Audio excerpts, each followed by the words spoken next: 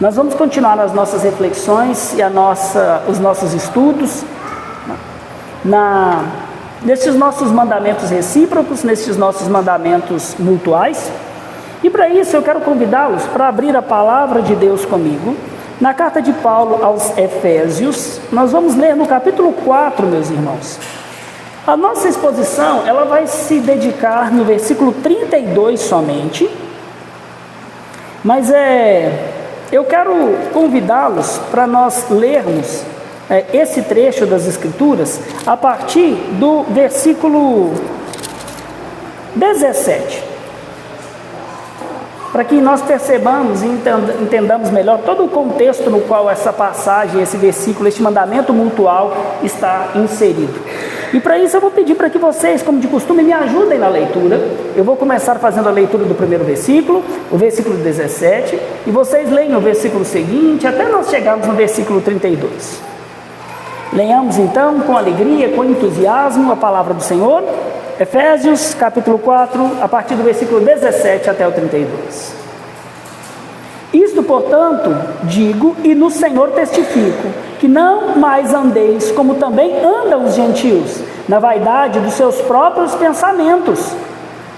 Outros filhos de entendimento alheio de Deus, por causa da ignorância em que vivem, pela dureza do seu coração. Os quais, tendo se tornado insensíveis, se entregaram à dissolução para, com avidez, cometerem toda sorte de impureza. Mas não foi assim que aprendestes a Cristo. Se é que, de fato, o tendes ouvido e nele fostes instruídos, segundo é a verdade em Jesus. No sentido de que, enquanto ao tratado passado, vos despojeis do velho homem, que se corrompe segundo as concupiscências do engano, E vos renoveis no espírito do vosso entendimento, e vos revestais do novo homem, criado segundo Deus, em justiça e retidão, procedentes da verdade. Por isso, deixando a mentira, fale cada um a verdade com o seu próximo, porque somos membros uns dos outros. Irai-vos e não pequeis, não se ponha o sol sobre a vossa ira. Nem deis lugar ao diabo. Aquele que furtava, não furte mais, antes trabalhe fazendo com as próprias mãos o que é bom, para que tenha com tempo digno a necessidade. Não saia da vossa boca nenhuma palavra torpe, e sim unicamente a que for boa para edificação, conforme a necessidade, e assim transmita graça aos que ouvem. E não entristeçais o Espírito de Deus, o qual fostes selados para o dia da redenção. Longe de vós toda amargura, e cólera, e ira, e gritaria, e blasfêmias, e bem assim toda malícia. Antes, sede uns para com os outros benignos, compassivos, perdoando-nos uns aos outros, como também Deus em Cristo os perdoou. Amém. Oremos ao Senhor. Pai amado, a palavra do seu Espírito já foi falada aos nossos corações neste culto por diversas vezes. E agora o Senhor nos fala mais uma vez. O Senhor nos fala do efeito da sua obra em nós e da responsabilidade de desenvolvermos a nossa santificação em Cristo, despindo-nos de quem nós fomos, deixando que o seu Espírito, pela palavra, renove a nossa mente, e então nós nos revistamos deste novo homem que se refaz segundo a justiça e a verdade, procedentes do seu Evangelho. Ajuda-nos, que a tua palavra, semeada em nossas mentes, alcance os nossos corações e produza muitos frutos para a sua glória, para o testemunho do seu poder e do seu Evangelho em nós, para que nós sejamos luzeiros neste mundo em trevas, para que nós sejamos como sal, que conserva este mundo que se apodrece no pecado. Abençoa-nos nesta noite, corrige-nos, repreende-nos, ensina-nos, encoraja-nos e conforma-nos com Cristo, conforme é o desejo da nossa alma. Amém e amém.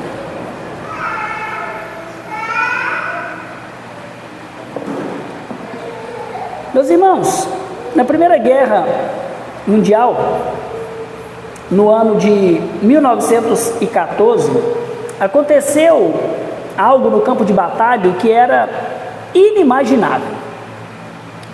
Era véspera de Natal e os soldados inimigos, eles estavam entrincheirados na França. Eles estavam prontos para se atacarem e para se matarem mutuamente. E aí, de repente, alguns soldados alemães começaram a cantar Noite Feliz. Do outro lado, os soldados britânicos reconheceram a melodia e começaram a cantar Noite Feliz em inglês. Aos poucos, aquele campo de batalha começou a ouvir vozes que começaram a se levantar em uníssonos. Uns cantando em alemão, outros cantando em inglês. E então, depois de algum tempo, viu-se um soldado se levantar, e depois outro, e depois outro. E aquele lugar que, no momento, era um campo de batalha, onde havia morte e ódio, naquele momento, por um breve tempo, havia riso, houve trocas de presentes improvisados, e até uma partida de futebol. Aquele episódio ficou conhecido como a Trégua de Natal de 1914. Foi breve, mas aquilo foi profundamente marcante. Homens que deveriam se destruir uns aos outros, escolheram por um instante agir com benignidade, colocando a paz e a vida acima da hostilidade, acima da dureza, da aspereza.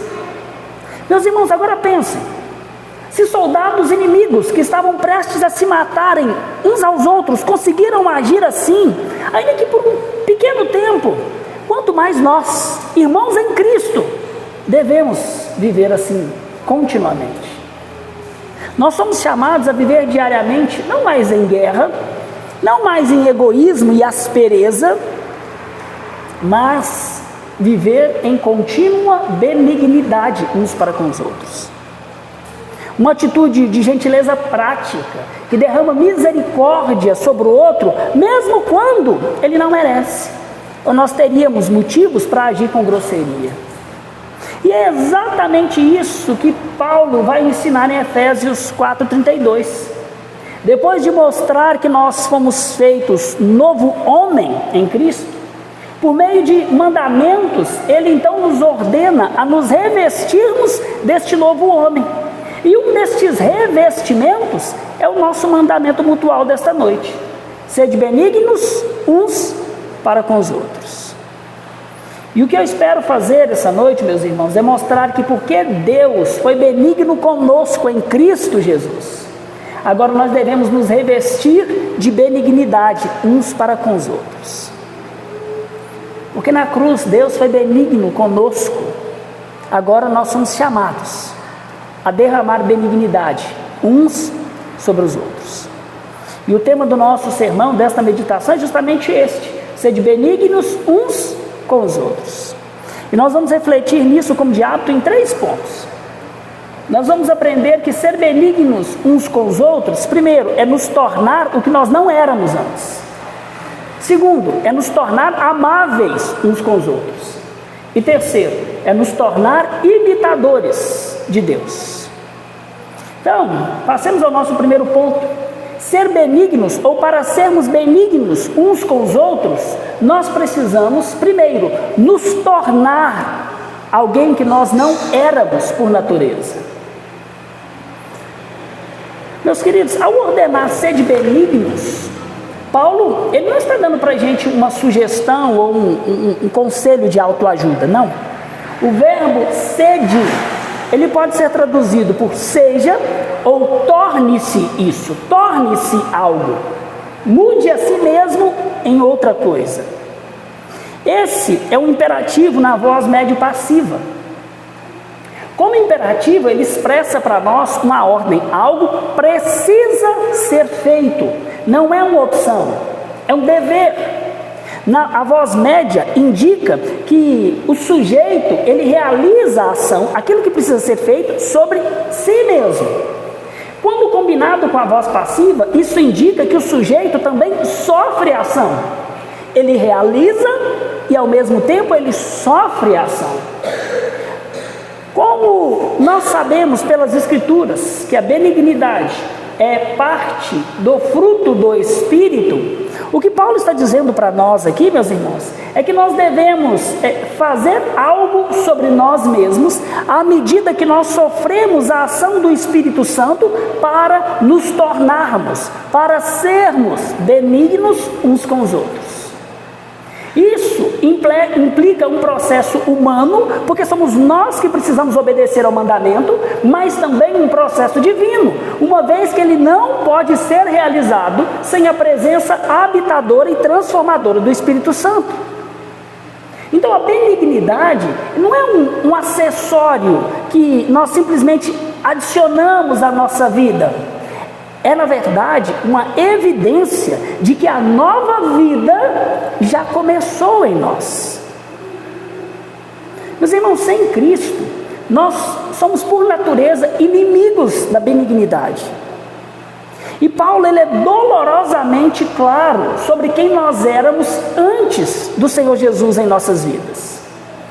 Em Efésios, ele nos lembra que nós andávamos segundo o curso deste mundo, inclinados para e realizando os desejos da carne.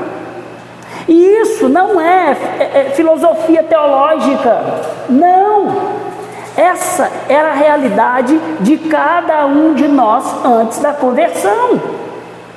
Nós sequer, meus irmãos, sabíamos, entendíamos o que é benignidade no seu sentido bíblico, porque como Paulo vai dizer em Efésios, nós tínhamos o entendimento obscurecido, cego para a palavra de Deus, e o nosso coração estava endurecido para que nós pudéssemos crer nela. O que brota no coração do homem natural, sem Cristo, não é benignidade, pelo contrário, brota é aquela lista que Paulo vai mencionar em Efésios 4:31, é amargura, é cólera, é ira, é gritaria, blasfêmia, maledicência uns contra os outros. Meus queridos, essa é a nossa configuração de fábrica fora de Cristo. Nós nascemos assim. É por isso que a Bíblia ela aponta para a necessidade de uma urgente e colossal transformação que vem de fora de nós, que não é produzida por nós mesmos. O profeta Ezequiel, ele já havia prometido isso em nome de Deus. Quando nós olhamos lá para o Antigo Testamento, 36, versículo 26, quando nós lemos aquele famoso texto, Deus prometendo, dar-vos-ei coração novo e porei dentro de vós espírito novo, tornarei, ou como diz, tirarei de vós o coração de pedra e colocarei, vos darei um coração de carne. E essa promessa feita lá no Antigo Testamento sobre a nova aliança, ela se cumpre perfeitamente na pessoa do Senhor Jesus Cristo, na obra dele em nós. Nele nós somos feitos nova criatura, novo homem. Nele as coisas antigas já ficaram para trás, o velho homem já passou, tudo se fez novo. Meus irmãos, e este tornar alguém novo é algo tão imprescindível para a vida cristã, tão imprescindível para agradarmos a Deus, que o próprio Senhor Jesus Cristo vai dizer que ninguém pode ver o reino dos céus se não nascer de novo. E a notícia maravilhosa para nós que estamos em Cristo é que este nascimento, ele já se deu em nós. Ele já se deu em todos aqueles que receberam a Cristo como Salvador e que agora se submetem a Ele como Senhor, conhecendo e obedecendo os seus mandamentos. Nós que já fomos selados com o Espírito, nós já nos tornamos e fomos tornados algo que nós não éramos. nós estamos sendo e já fomos capacitados para viver de um modo que antes era impossível para cada um de nós. A benignidade, como qualquer outro fruto do Espírito, não é um esforço para nós sermos bons, é uma obra da graça pela qual o Espírito Santo está implantando em nós essa novidade de vida. Uma novidade de vida que é dada aos que creem. A benignidade, meus irmãos, então, não é algo natural, não é, pelo contrário, ela é uma das partes do fruto do Espírito. Sermos benignos é crescermos em santidade. Isso é santificação. É por isso que o Catecismo Maior, lá na sua pergunta 75, ele nos lembra a respeito da santificação, dizendo que a santificação é a obra da graça de Deus, pela qual os que foram escolhidos antes da fundação do mundo são, por meio da união com Cristo e da operação do seu Espírito, renovados em todo o seu ser à imagem de Deus. Um importante pastor de Cristo que faleceu recentemente, Tim Keller, em sua obra Cruz do Rei, ele diz que o Evangelho, meus irmãos, não é apenas aquilo que Jesus Cristo fez por nós, mas também aquilo que agora Ele faz em nós. E agora nós somos ordenados a desenvolver essa obra que o Senhor fez em nós, desenvolvê-la com temor e tremor, vestindo-nos desta benignidade de Cristo e aplicando ela sobre a vida daqueles que estão ao nosso redor. Nós devemos, meus irmãos, lançar fora os velhos trapos do velho homem, com a sua dureza, com a sua aspereza, com a sua grosseria, com o seu mau humor. E então, tendo a nossa mente renovada por conhecer qual é a vontade do Senhor, nos vestir de gentileza, nos vestir de benignidade do novo homem, para com aqueles que estão ao nosso redor. Crianças, se vocês forem igual o meu filho Samuel, vocês devem gostar muito de ver borboletas e esses bichos que passam por aí. Quantos aqui já viram uma borboleta muito bonita? Já viu uma, Brian? Mas você sabe o que aquela borboleta bonita era? O que ela era antes de ser uma borboleta? Sabe? Ela era uma lagarta gorda, feia, molenga, assustadora e não podia voar. Mas um dia, uma coisa aconteceu com ela. Ela fez um casulo, entrou nele, e lá dentro ela passou por uma transformação incrível. E depois dessa transformação, ela não ficou se esforçando para ser borboleta, ela se torna uma borboleta. E quando ela sai de lá, ela já não rasteja mais, ela voa, linda, leve, suave, fazendo coisas que antes eram impossível para ela. E assim, meus irmãos, devemos ser nós. Antes nós éramos como essa lagarta, rastejando na aspereza e na dureza do nosso coração, na feiura dos nossos pecados. Mas em Cristo nós somos transformados, nós nascemos de novo, nós somos tornados algo que nós não éramos. O Espírito Santo, Ele faz novas criaturas para que nós nos tornemos benignos uns com os outros. E a benignidade são as asas que o Espírito coloca em nós, para que agora nós aprendamos a ser suaves, gentis, amáveis uns com os outros, refletindo justamente a beleza do Deus que nos transformou, manifestando as virtudes daquele que nos transportou das trevas para a luz. E a primeira aplicação para nós é que é nossa a responsabilidade de nos tornarmos aquilo que Cristo nos salvou para ser. É nossa. Meus irmãos, a nova criação, ou melhor dizendo, a nossa criação neste mundo, a nossa personalidade, ou o termos crescido em um ambiente de dureza e aspereza, não nos isenta de nós nos tornarmos aquilo que Deus quer que nós sejamos, porque a semente divina já habita em nós.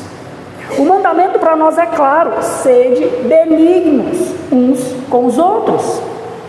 Mas, meus queridos, isso não é algo que simplesmente acontece porque nós estamos na igreja, ou porque nós fomos batizados, ou crianças. Isso não vai acontecer com vocês porque vocês são filhos de crentes. Não. Nós somos ordenados a nos tornar benignos uns com os outros. Meus queridos, Cristo, Ele mesmo é um exemplo disso. Sem deixar de ser Deus, Ele se tornou algo que Ele não era. Ele se tornou Deus homem, ao se vestir da nossa natureza.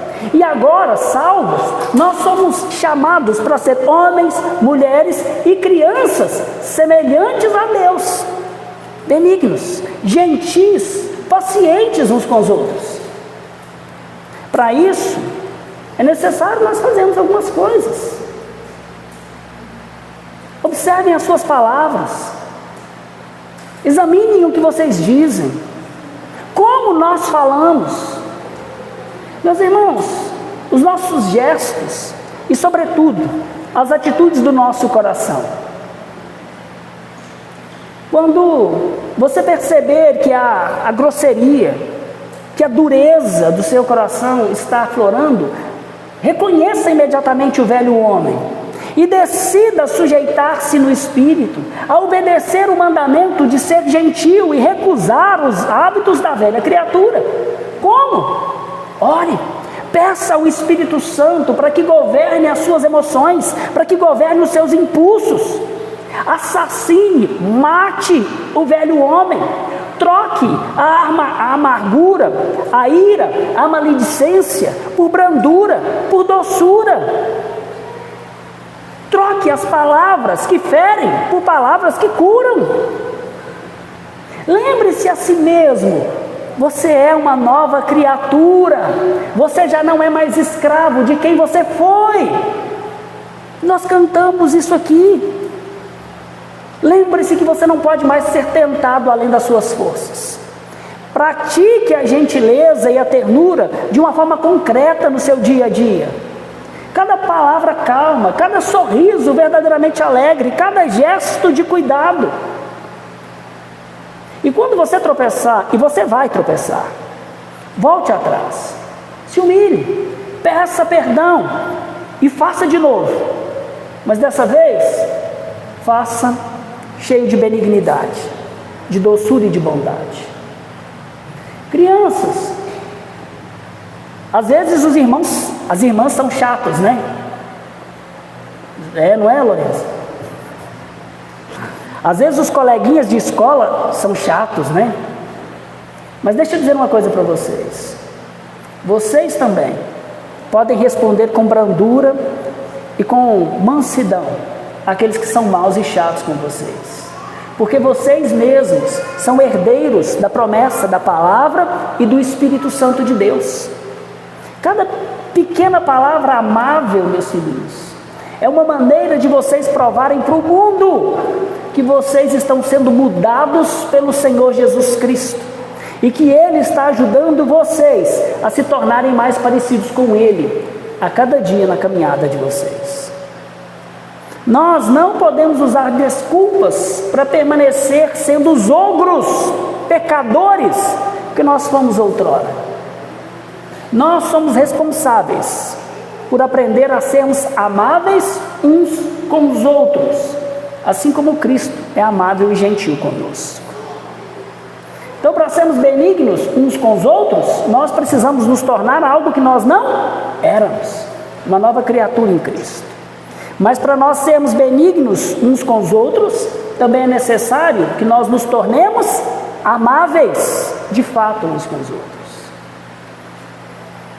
O mandamento que Paulo nos dá aqui em Efésios 4:32, para sermos benignos uns com os outros, ele é para nós cristãos muito singular, por uma razão específica. Com exceção deste lugar, deste versículo, a palavra traduzida por benigno, que é Christos, no Novo Testamento, no tocante a fazer algo pelo outro, ela é exclusivamente atribuída a Deus, para descrever a benignidade de Deus para com a humanidade. Em Romanos 2,4, Paulo fala da riqueza da sua benignidade e tolerância e longanimidade de Deus para conosco.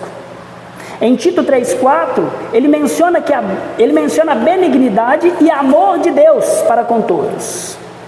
Em Lucas 6,35, Jesus Cristo diz que Deus é benigno até para com os ingratos e maus. Percebam que as Escrituras nos dão um padrão supremo de benignidade, derramando gentileza e ternura que nos alcançaram na nossa miséria. E aqui em Efésios 4,32, nós somos ordenados a replicar essa mesma virtude divina para aquelas pessoas que estão ao nosso redor. Esse é o único lugar em toda a Escritura, em todo o Novo Testamento, onde Christos, benignidade, é explicitamente ordenada para ser exercida mutuamente entre os filhos de Deus. Mas aqui eu acredito que vai ser muito proveitoso fazer uma distinção entre benignidade e bondade. Ambas as virtudes são partes do fruto do Espírito. Amor, alegria, paz, longanimidade, benignidade e bondade. A palavra grega, meus irmãos, para bondade é agatocine. E ela se refere àquela excelência moral que sempre age de acordo com a palavra de Deus, buscando, ainda que com firmeza, quando é necessário, o bem do próximo, de uma forma ativa, antes de buscar o seu próprio bem-estar. Então, agatocine, bondade, é agir em conformidade com a palavra de Deus para o bem do próximo. Já a benignidade, ela fala do temperamento, ela fala de brandura, ela fala de como essa bondade deve ser expressa. Calvino, comentando Efésios, ele enfatiza que a benignidade, ela é a atitude gentil e amável para com os outros, mesmo quando nós somos provocados à ira. Benignidade não é para quando está tudo em paz somente. Pense assim, um pai benigno, ele vai tratar os seus filhos com ternura, com compreensão, mesmo quando esses filhos errarem. Ele vai ser gentil, a sua voz vai ser branda, ele nunca vai responder com gritarias, ele vai ter domínio sobre si. Um pai bondoso, ele corrige os seus filhos, ele estabelece limites, ele os disciplina, porque ele sabe que essa é a vontade de Deus descrita na palavra para o bem dos seus filhos. A bondade, ela exige firmeza, um não resoluto, uma admoestação direta, uma disciplina severa. A benignidade é a suavidade na resposta, meus irmãos, é a ausência de amargura no tom, é a disposição de não pagar o mal com o mal, mas de desarmar a dureza com gentileza. Como o puritano Richard Sibbes explicou, a benignidade é o óleo que lubrifica a roda da vida, tornando as nossas interações suaves e agradáveis. Ou nas palavras de Salomão, a benignidade é a palavra branda que desvia o furor. Meus queridos, em Cristo essas duas qualidades, elas foram unidas de forma perfeita. Jesus foi benigno com os pecadores, sentando-se com os publicanos, com as prostitutas. A compaixão de Jesus atraía eles. Jesus nunca respondeu com amargura, com rancor na sua voz, porque como Pedro nos mostra em 1 Pedro 1,24, quando ultrajado, ele não revidava com ultraje, quando maltratado, ele não fazia ameaças.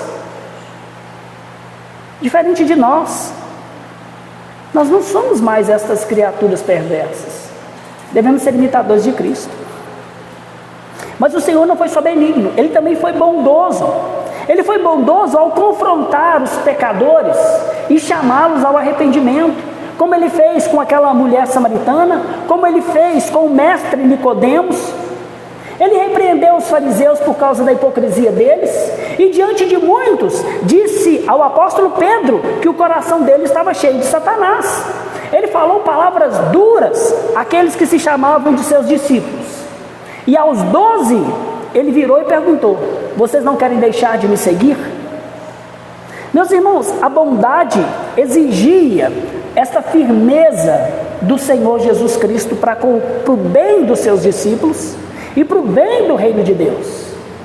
A benignidade, ela é dócil.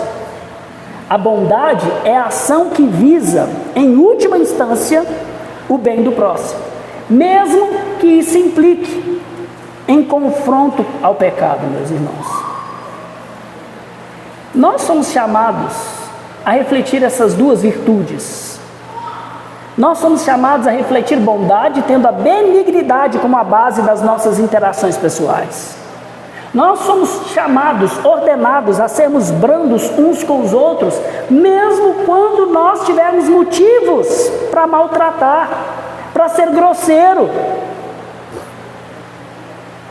Sabe, esposas, quando o marido, ele é meio que ogro, meio bruto, isso não é motivo para vocês responderem com amargura. Sabe, maridos, quando você chama a mulher e ela pois é, essa é uma oportunidade para nós respondermos com brandura, com ternura. Não há justificativa para nós darmos ocasião à carne. A benignidade é escolher responder com gentileza à grosseria, com paciência à impaciência alheia, com amabilidade à irritação do outro. É a evidência, meus irmãos, de que o Espírito Santo já está trabalhando em nós, moldando-nos à imagem de Cristo, que é a própria personificação da benignidade de Deus no mundo.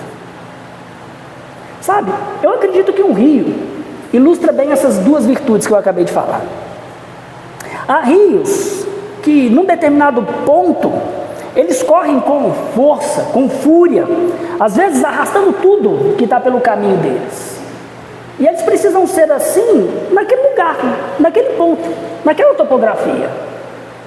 E isso pode ser comparado com a força e a firmeza da bondade muitas vezes. Mas esse mesmo rio, em um outro lugar, ele flui suavemente. Essa é a benignidade. Essa força suave, que amolece os corações, que acalma as tensões, que convida à paz, que não se deixa provocar. O mesmo rio, ambas as coisas em momentos distintos. E assim nós também devemos ser bondosos e firmes para remover o mal, para proteger os que estão debaixo de nós, mas também benignos, de maneira que a nossa gentileza, ao tratarmos com os outros, amoleça corações duros e edifique a comunidade e reflita a amabilidade, essa virtude de Cristo que já nos alcançou. Meus irmãos, uma aplicação para nós é que por causa dessa metamorfose da nossa natureza, operada pelo Espírito Santo, nós devemos deixar a aspereza do velho homem na carne e agora vivermos a suavidade do novo homem no Espírito. Se o Espírito de Deus habita em nós, nós pertencemos a Cristo e devemos manifestar as virtudes dele neste mundo tenebroso. Maridos, esposas, pensem como tantas vezes, diante de uma palavra ríspida, a reação instintiva é outra palavra ríspida, e não a benignidade. Irmãos, irmãzinhas,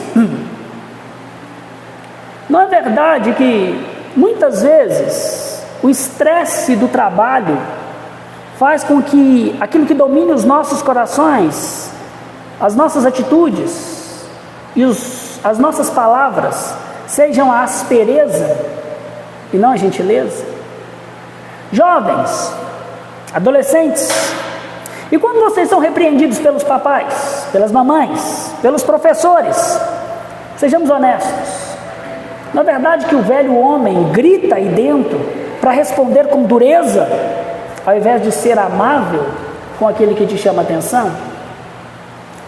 E crianças, Telzinho, sabe, quando a Laurinha às vezes mexe com seus brinquedos e fica te provocando, pois é, Às vezes a gente quer responder como uma onça, né? Como um leão bravo. Mas lembrem-se, meus irmãos, Cristo já nos transformou. Nós não somos mais quem nós éramos. A dureza do homem, do velho homem, já ficou para trás. Como uma lagarta que se torna borboleta e agora pode voar, nós também já recebemos as asas da benignidade, para que nós possamos ser suaves e gentis uns com os outros, mesmo quando nós formos provocados. Maridos, antes de responder, orem. Esposas, sejam dóceis com os maridos, assim como a igreja deve ser para com Cristo. Irmãos, sejamos todos nós duros contra a carne e não contra o nosso irmão no Senhor.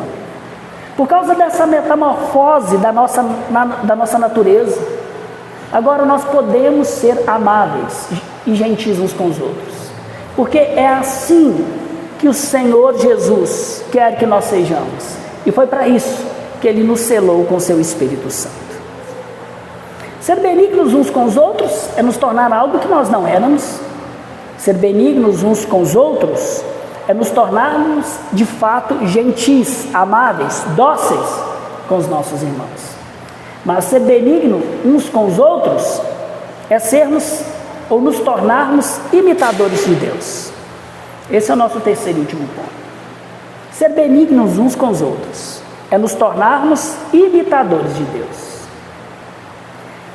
Essa exortação e mandamento que Paulo nos dá em Efésios 4:32, ele culmina em uma coisa simplesmente absurda, desumana, algo que é simplesmente um padrão que é simplesmente inatingível por nossas próprias forças, mas que se torna o nosso padrão pela graça.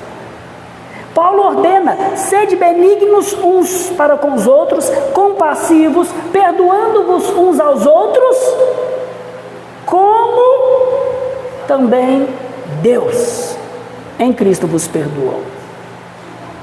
Meus irmãos, a conjunção como aqui, ela é simplesmente um absurdo. Com ela, Paulo diz que o modelo para a nossa benignidade não é o irmão, não é o pastor, não é aquela pessoa que você pensa, que pessoa maravilhosa. O modelo é Deus. Nós não podemos aceitar nada menos do que Deus como modelo. Ser benigno, portanto, não é um esforço moral, é o fruto da benignidade do Espírito que habita em nós. Nós somos chamados a imitar o caráter benigno do nosso Pai que habita nos céus, que conforme o Senhor Jesus Cristo, lá em Lucas 6,35, é benigno até para com os ingratos e com os maus. Quanto mais nós devemos ser benignos com os nossos irmãos por quem Cristo derramou o seu sangue.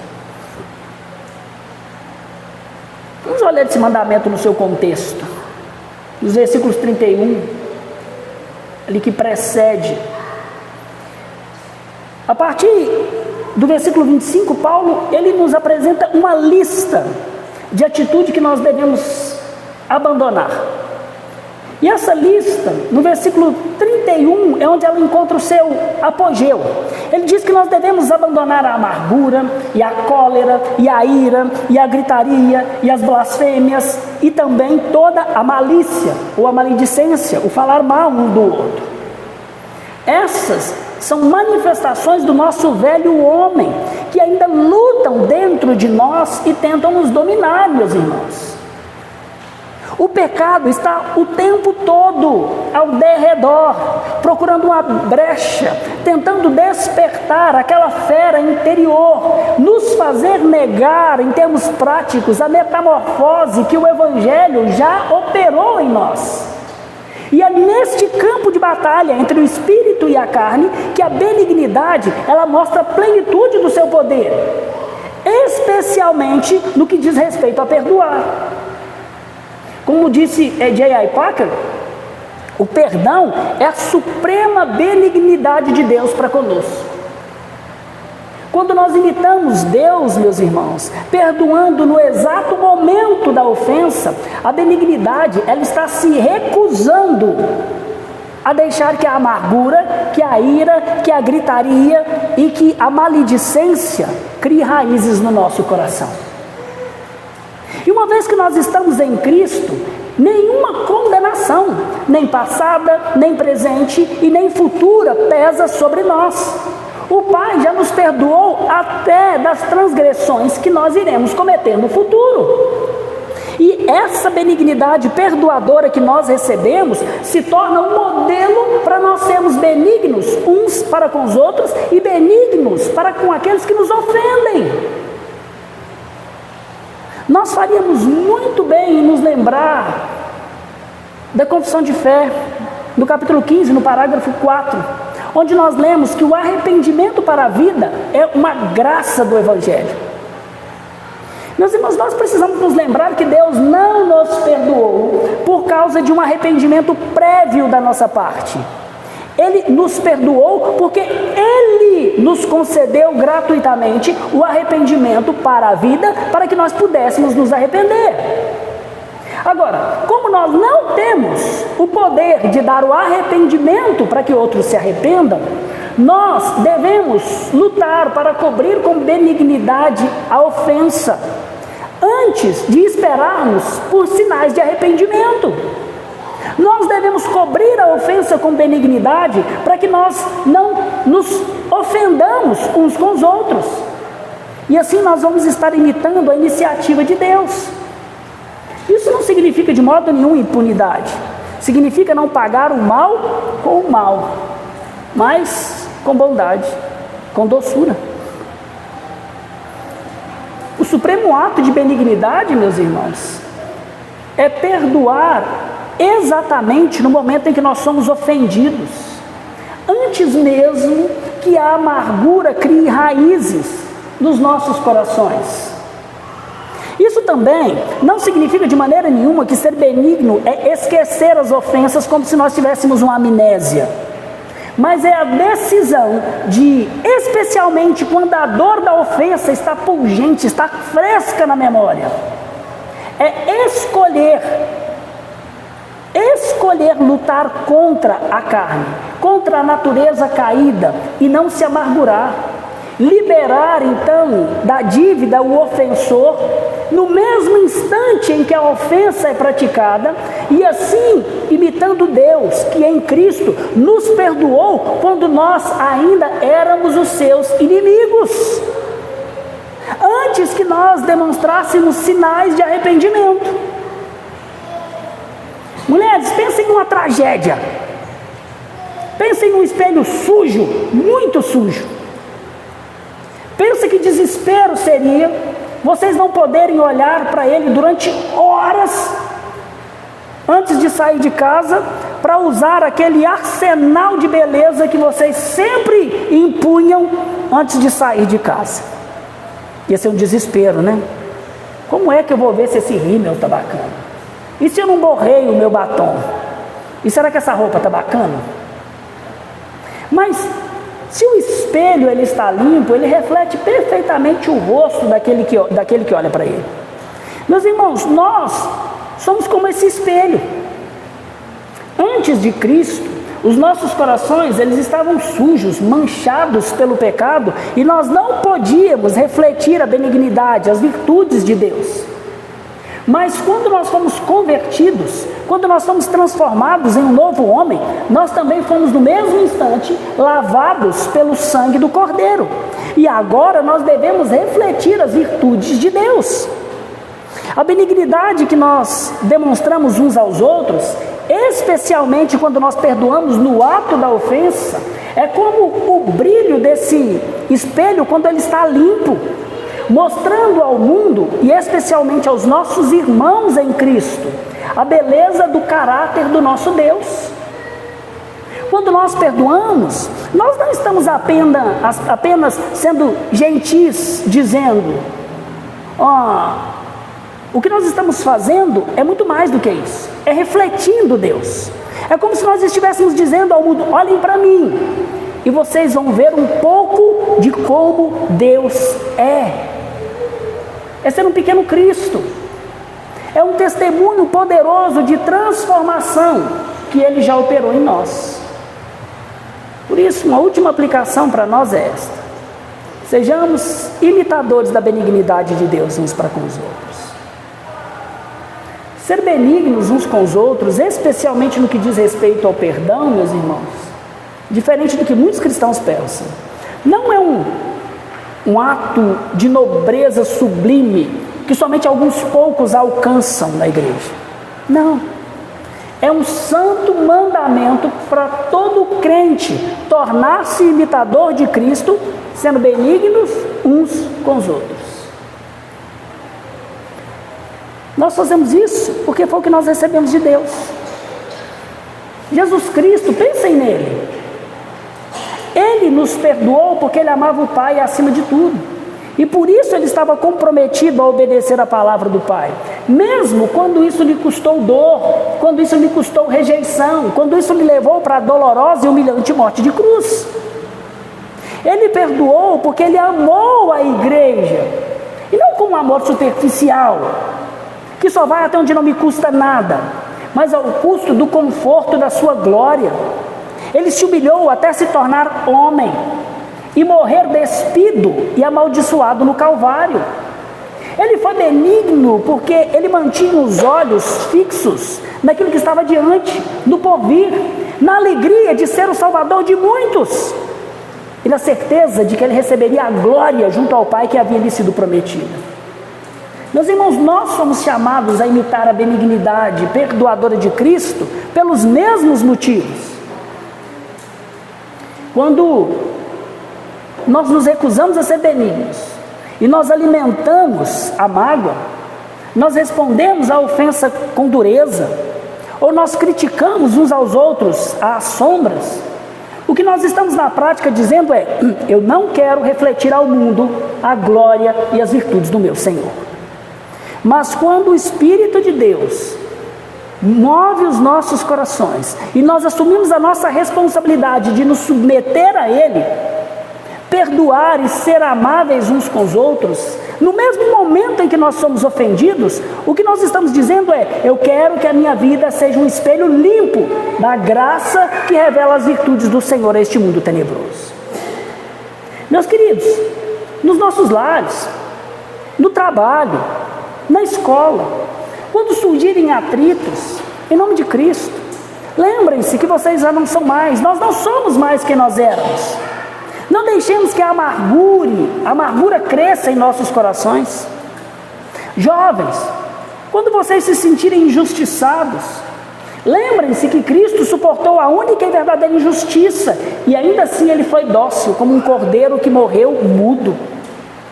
Crianças, quando as coisas em casa estiverem difíceis, os irmãos e as irmãs estiverem enjoados, e na escola os colegas estiverem sendo chatos, não devolvam a maldade com maldade. Sejam amáveis, perdoem, mostrem ao mundo a quem vocês pertencem. Meus irmãos, benignidade não é covardia, é coragem. Benignidade não é passividade, é obediência ativa. Assim como o Senhor Jesus Cristo perdoou porque amava, obedeceu e sacrificou a si mesmo porque Ele esperava uma recompensa do Pai, nós devemos fazer a mesma coisa. O mundo precisa ver o reflexo da benignidade de Deus em nós.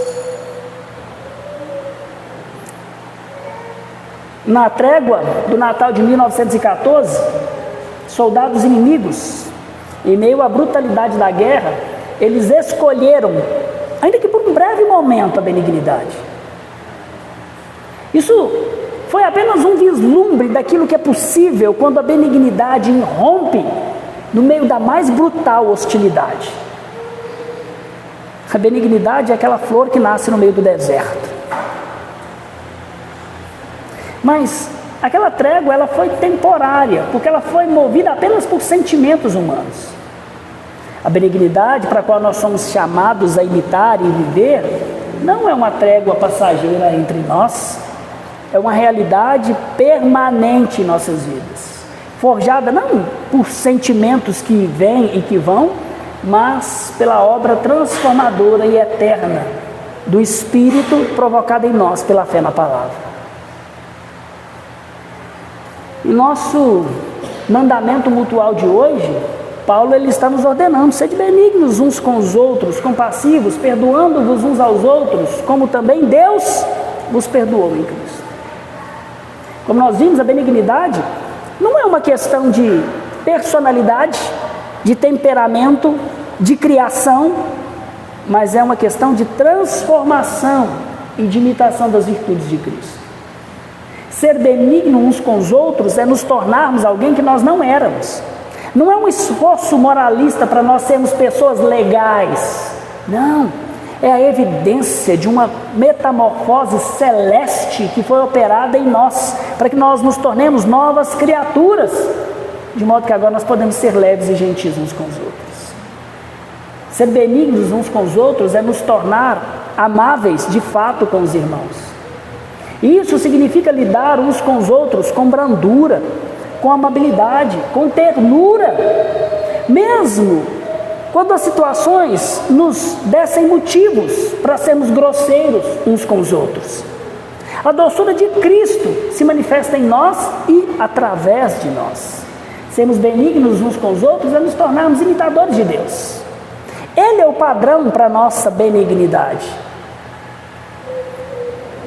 Sobretudo no que diz respeito a perdoar uns aos outros.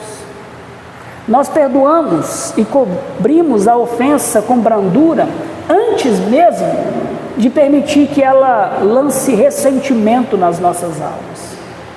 E isso é apenas um reflexo da virtude de Deus habitando em nós. Meus irmãos, a benignidade não é uma opção para nós. Isso não é para mim. Se você está em Cristo, não ser benigno que não é para você. É uma marca indelével daquele que já foi transformado pelo Espírito do Senhor, pelo poder do Evangelho e que agora é chamado para imitar ao Senhor. É o Evangelho em ação, visível em nossas vidas, meus irmãos. Quando a igreja, o corpo de Cristo, pratica a benignidade uns para com os outros, ela se torna um farol de esperança, um porto de amor neste mundo marcado por dureza, por amargura, pela divisão, pelo abandono, pela maledicência. Meus amados, que a nossa oração seja essa: que o mundo veja em nós, nesta igreja, a benignidade de Cristo e seja atraída, que o mundo seja atraído a Cristo por essa benignidade manifesta em nós. Que a nossa vida seja um testemunho vivo daquele que nos amou e a si mesmo se entregou por nós, para que através de nós, outros também possam experimentar a sua maravilhosa benignidade. Meus irmãos, porque Deus foi benigno conosco na cruz de Cristo, agora nós somos chamados a ser benignos uns com os outros, manifestando essa virtude daquele que nos trouxe das trevas para a luz. Que o Senhor nos abençoe.